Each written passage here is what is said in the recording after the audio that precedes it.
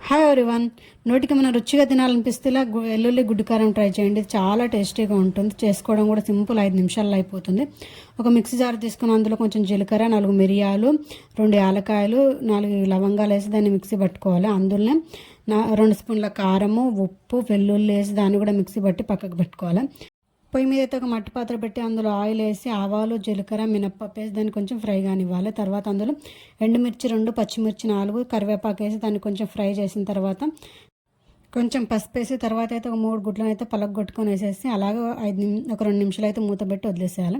తర్వాత అయితే వాటిని కలుపుకోవాలి. అవి కొంచెం మగ్గిన తర్వాత ముందుగా మిక్సీ బట్టి పెట్టుకున్న వెల్లుల్లి కారాన్ని అయితే అందులో వేసేసుకోవాలి. వేసిన తర్వాత మంట సిమ్లో పెట్టేసి దాన్ని మంచిగా ఫ్రై చేసుకోవాలి.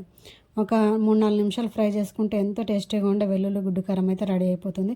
ఇది వేడివేడి జొన్న రొట్టెతో కానీ, అన్నంతో కానీ, చపాతీ దేనితో అయినా టేస్టీగా ఉంటుంది. వీడియో నచ్చితే like and subscribe. Thank you for watching.